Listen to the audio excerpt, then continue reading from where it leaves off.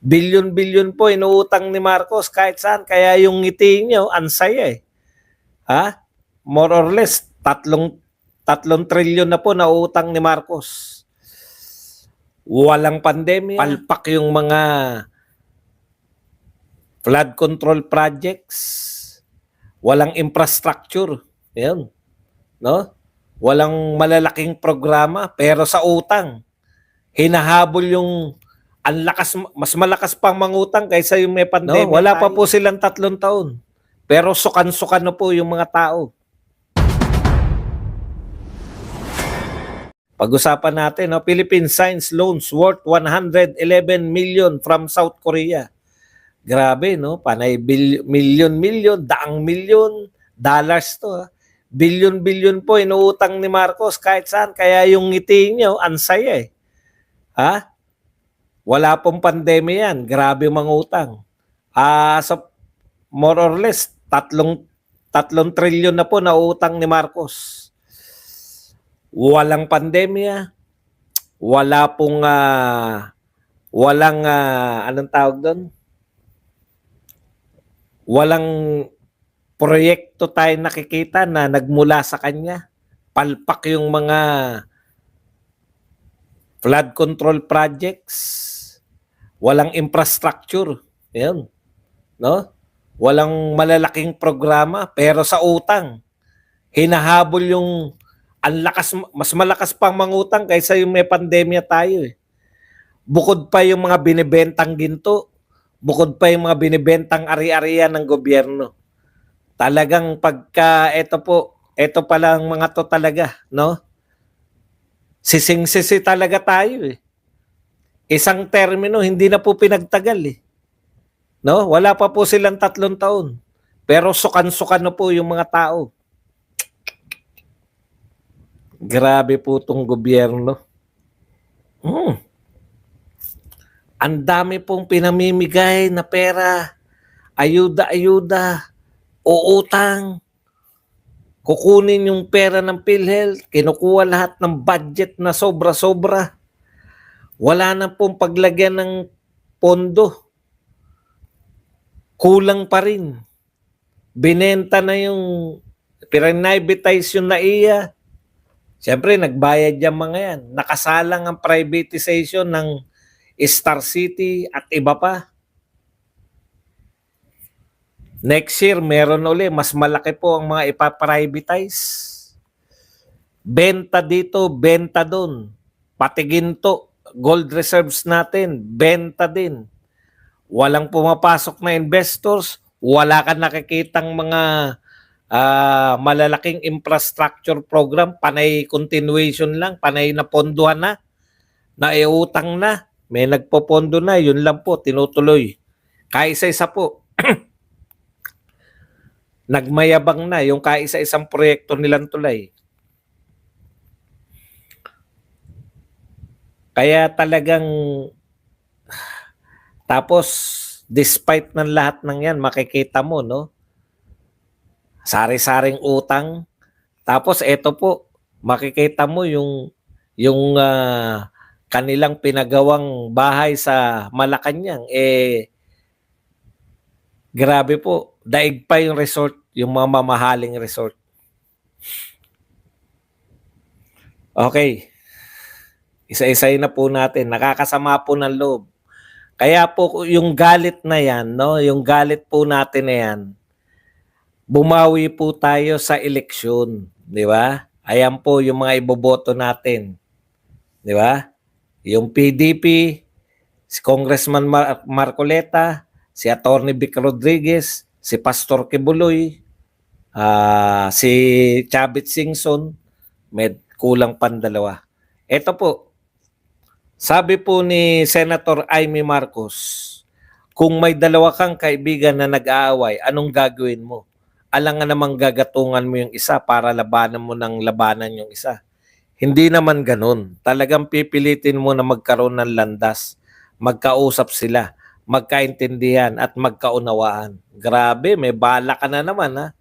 May bala ka na namang pagbatiin si BBM at saka si BP Sara ha. Hindi mo na mauulitan si BP Sara. Tama na yun. Hanggang doon na lang yun. No? Hindi na po pwede. May kasabihan nga na tayo, ang namamangka sa dalawang ilog. Kasi parang sinasabi niya, independent siya di ba? Ang namamangka sa dalawang ilog, isang salop ang nawala. Mawawalan ka ng boto. Di ba? Kaya po, alam niya Akala niya siguro, kasi sinasabi niya, malapit siya sa Duterte, malapit siya sa Duterte. Akala niya siguro, isa siya sa i-endorse ni Tatay Digong. No? O i-endorse siya ni Sara Duterte. Kaya ang lakas ng loob niya na independent ako. Ha? Bagamat sinama niyo ko riyan sa lineup ni BBM, ako ay mananatiling independent. Yan yung mga pahayag niya, ang tapang no? Before mag-endorse si Tatay Digong. Ngayong nag-endorse na po si Tatay Digong at hindi siya kasama, aba, iba na po ang tono. Nanliligaw na muli sa mga BBM supporters. Ha? Ang namamangka sa dalawang ilog, higit pa sa mabahong isda. Oh. Di ba?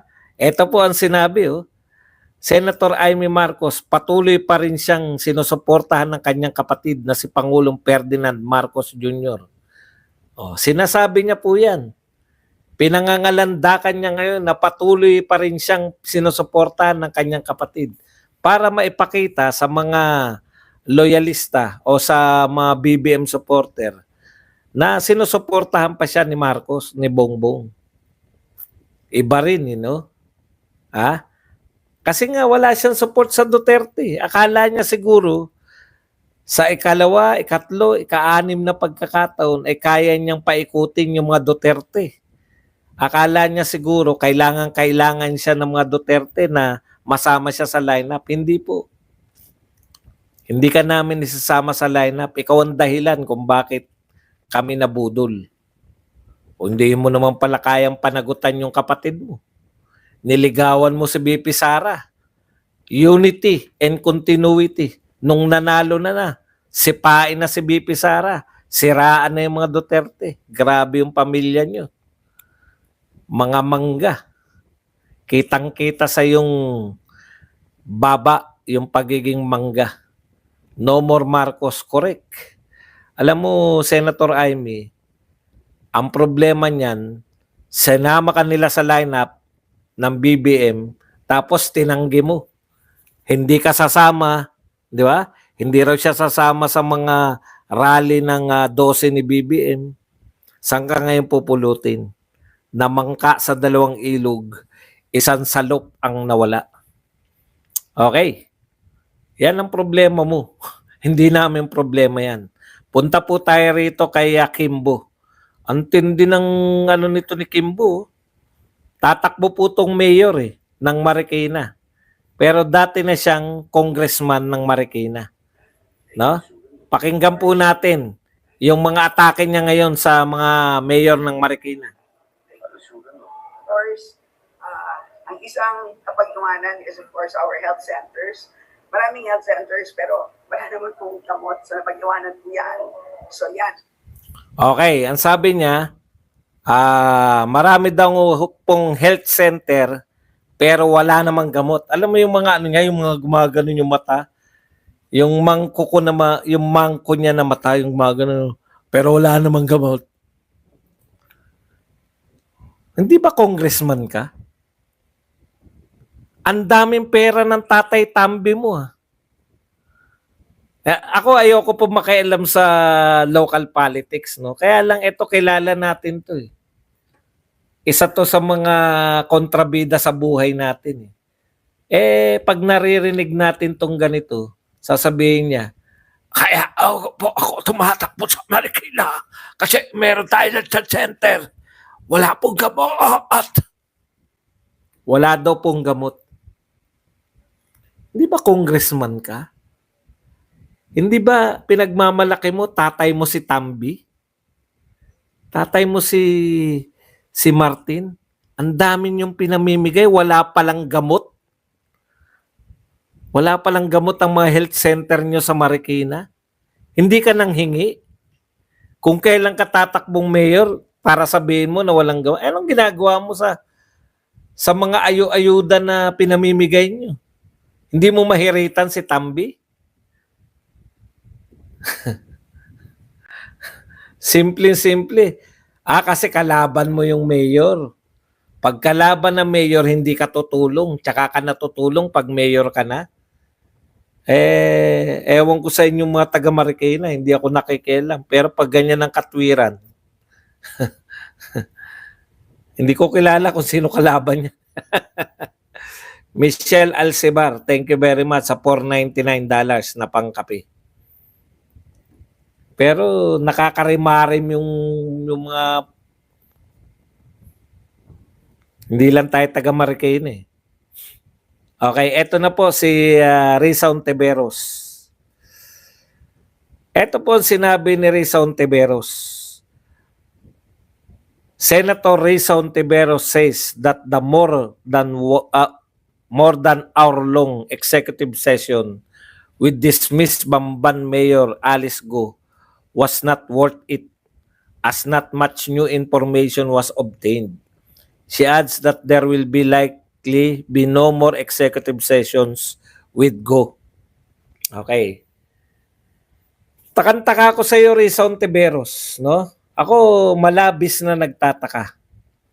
Ilang buwan na kayo isang taon nyo na yata iniimbestigan si Alice Go. Nauna pa kayo sa Quadcom, di ba? Ilang taon nyo na bang iniimbestiga? Parang taon na, no, sa tagal? O talagang taon na?